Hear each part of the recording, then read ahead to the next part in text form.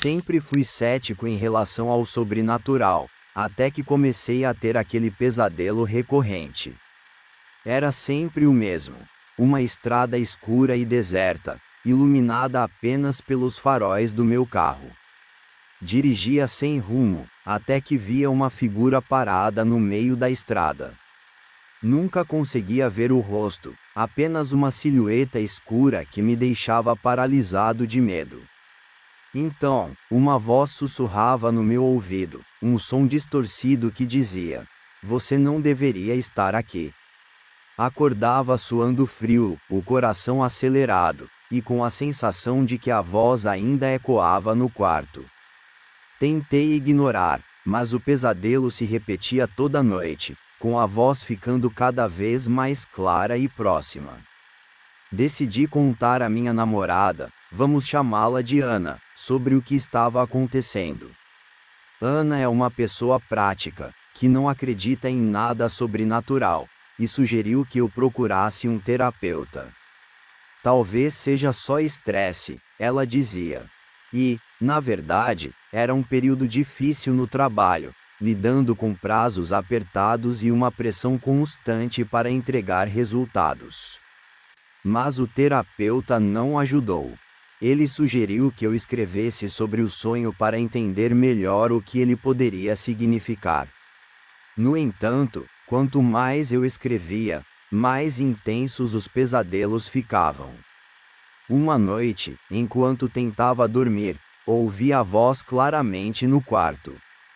"Você não deveria estar aqui." Era a mesma voz do sonho, mas eu estava acordado. Conversei com um colega de trabalho, chamemos ele de Lucas, que se interessava por fenômenos paranormais. Ele mencionou que poderia ser uma espécie de projeção ou entidade tentando se comunicar. "Já ouvi falar de casos assim," ele disse. "Algo está tentando te dizer alguma coisa." Lucas sugeriu que eu pesquisasse o histórico do apartamento, mas não encontrei nada de relevante. Só que, desde então, os pesadelos começaram a acontecer também durante o dia, como visões breves enquanto dirigia, e a voz agora estava se tornando mais frequente, mais insistente. Uma tarde, enquanto cochilava na minha mesa de trabalho, tive a sensação de que a sombra estava bem atrás de mim, e uma mão fria pousou em meu ombro. Quando me virei, não havia ninguém. Fui até a cozinha, tentar me acalmar, mas senti que algo estava observando. Desde então, o medo de adormecer se tornou insuportável, e a voz está cada vez mais alta. Sempre preferi trabalhar à noite, quando a casa estava em completo silêncio.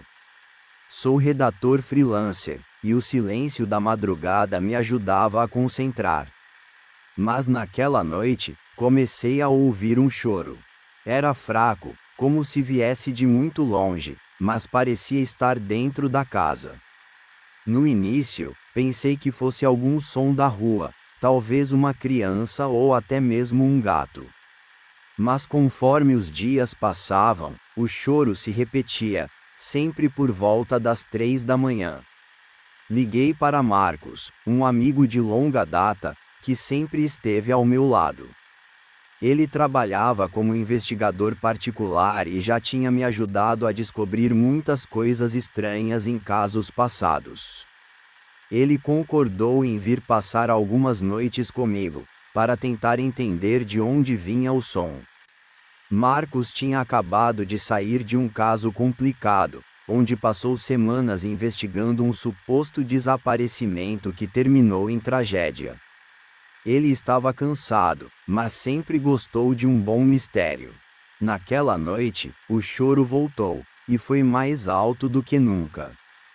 Fomos até o porão juntos, ele com uma lanterna, e eu com o celular. O choro parou assim que descemos os degraus. No canto, um brinquedo antigo de madeira começou a balançar sozinho. Marcos, que sempre manteve a calma em todas as situações, ficou visivelmente perturbado. "Tem algo errado aqui," ele murmurou. Você sente essa presença? Após essa noite, Marcos ficou obcecado em descobrir mais. Ele pesquisou o histórico da casa e descobriu que o porão tinha sido palco de uma tragédia anos atrás. Uma criança havia desaparecido, e os pais nunca mais foram vistos. Desde então, o choro é constante, e cada vez parece mais próximo, quase como se estivesse subindo as escadas. Eu sempre fui alguém que dormia profundamente, quase nunca acordando durante a noite. No entanto, recentemente, comecei a sentir uma presença estranha no meu quarto. Inicialmente, era apenas uma sensação incômoda durante a noite, como se alguém estivesse me observando. Mas então, os eventos começaram a se intensificar. Uma noite, acordei abruptamente, sentindo um peso no peito, como se algo ou alguém estivesse sentado lá.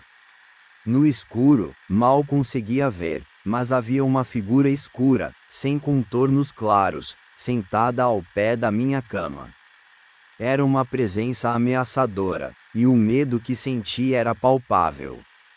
Tentei me mover, falar, mas meu corpo não respondia. Era como se estivesse paralisado. Após o que pareceu uma eternidade, a figura desapareceu tão subitamente quanto aparecera. Contei o que estava acontecendo para uma amiga próxima, vamos chamá-la de Maria. Ela conhecia bem meu ceticismo e racionalidade, então saber que eu estava genuinamente assustado a fez levar minha experiência a sério. Maria decidiu passar algumas noites no meu apartamento para ver se também percebia algo.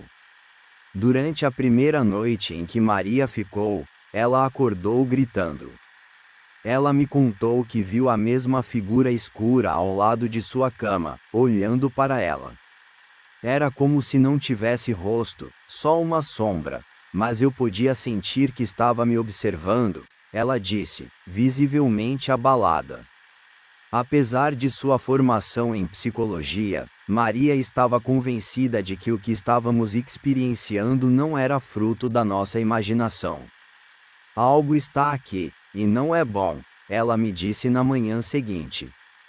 Tentamos dormir com as luzes acesas, mas mesmo assim, a figura continuava a aparecer, cada vez mais próxima. Não buscamos explicações externas, nem tentamos descobrir o que poderia estar causando isso. Em vez disso, focamos em encontrar maneiras de lidar com isso juntos. Começamos a experimentar diferentes arranjos para dormir, como trocar de quarto ou usar sons relaxantes durante a noite. Apesar dessas medidas, a sombra ainda aparece de vez em quando, sempre observando, sempre presente. Estamos aprendendo a conviver com essa realidade, apoiando-nos um no outro para enfrentar cada noite. Quando me mudei para o apartamento, fiquei intrigado com a porta trancada no final do corredor. Ninguém tinha a chave, e o proprietário me garantiu que não havia nada lá. No começo, ignorei, mas comecei a ouvir sons estranhos vindo de trás da porta. Como arranhões e passos leves, como se alguém estivesse andando lá dentro. Conversei com um vizinho, Ricardo, um homem de meia idade que vivia no prédio há mais de 20 anos. Ele era sempre solitário, e parecia saber mais do que deixava transparecer. Ele me contou que o antigo morador da unidade, um jovem casal, tinha um filho que desapareceu misteriosamente. Disseram que era um acidente, mas a polícia nunca encontrou o corpo. Desde então, a porta ficou trancada, e ninguém tentou abri-la. Um dia, Ricardo me chamou de volta. Não mexa com o que está lá dentro, ele avisou. Mas, desafiando o aviso, tentei forçar a maçaneta. Quando toquei nela, ouvi um riso suave, como de uma criança. Recuou com um calafrio. Desde então, às 3 da manhã, Sempre ouço a maçaneta girar, e a sensação de que algo está tentando sair de lá é cada vez mais forte. O jardim da minha casa sempre foi meu refúgio, o lugar onde eu encontrava paz depois de dias estressantes no trabalho. Eu trabalhava como professor, e meus dias eram longos e desgastantes. Mas o jardim era o lugar onde eu me sentia vivo, até que os sussurros começaram. No início, pensei que eram apenas folhas ao vento, mas logo percebi que eram vozes. Voando suavemente, como se viessem de todas as direções. Uma noite, enquanto estava regando as plantas, ouvi meu nome ser sussurrado. Contei para Dona Helena, uma vizinha idosa que morava ali há décadas. Ela falou que o antigo morador tinha o mesmo problema e que acabou saindo de lá às pressas.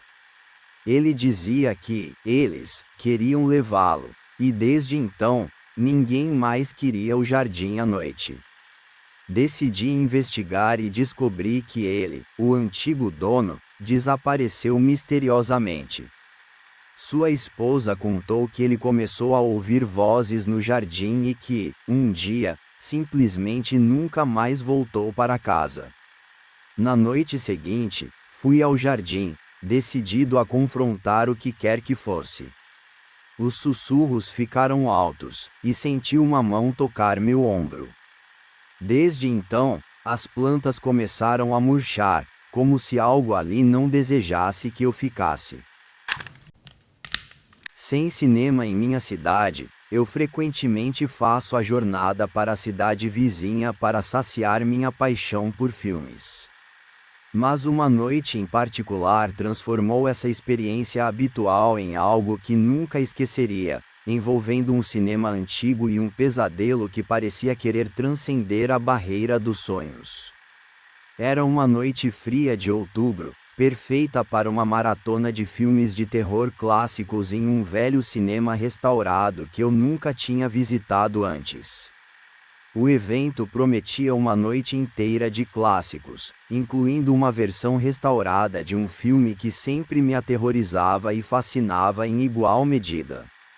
Cheguei cedo, o cinema tinha uma aura de décadas passadas, com sua decoração vintage e poltronas que pareciam sussurrar histórias de incontáveis noites de cinema.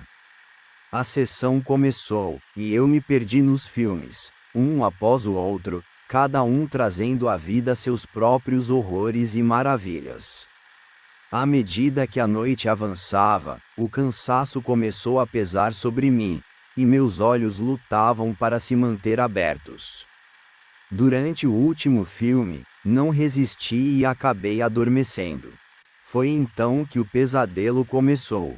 No sonho, eu ainda estava no cinema, mas agora completamente sozinho. O filme na tela mudara para uma sequência que nunca tinha visto antes. Cenas distorcidas de horrores indescritíveis, figuras sombrias se movendo nas bordas da tela, sussurrando meu nome. A realidade e o sonho começaram a se misturar. No sonho, levantei da poltrona e caminhei até a tela, tentando entender o que estava acontecendo. A tela parecia pulsar e expandir, como se quisesse me engolir.